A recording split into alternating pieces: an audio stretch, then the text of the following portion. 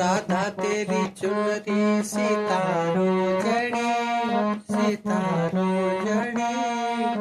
छोड़ कान्हा हाथ देके सखियां खड़ी, सखियां खड़ी।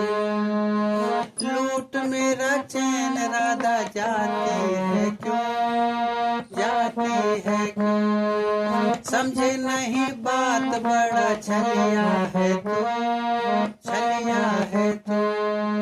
पतले पतले ओंठ जैसे हो फूल चढ़ी, छोड़ कान्हा हाथ देके सखियां खड़ी, सखियां खड़ी। ओ राधा तेरी चुनरी सितारों जड़ी, छोड़ कान्हा हाथ देके सखियां खड़ी, सखियां खड़ी। जय राधे कृष्ण, राधे राधे। दिव्य सज्जनों, कल किसी ने कहा था कि साधु किसे कहते हैं, तो दूसरे ने कहा कि साधु का दूसरा लक्षण भी बताओ। तो मैंने कहा गृहस्थी भी एक साधु है। साधते परम कार्यम इन साधु, जिसने इस गृहस्थ में रह करके उस परम पिता परमेश्वर को पाने का मार्ग साध लिया है, उसको हम साधु कहते हैं, गृहस्थी संत कहते हैं। जो क्षण का महत्व समझे वो साधु होता है, और जो कण का त्याग करता है वो गरीब होता है। तो आइए चौपाई के माध्यम से, तुलसीदास के माध्यम से कहता हूँ।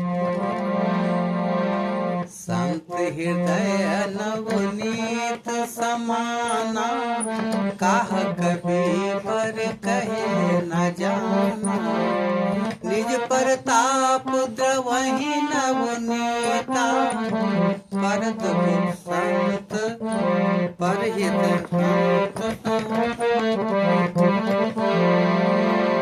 परत द्रवहि संत सुपनीता। संत सहाय दुख पर हित लागे, पर दुख है तो असंत अभागी। भूर्ज तरु सम संत कृपाला, पर हित नित सह विपति विशाला।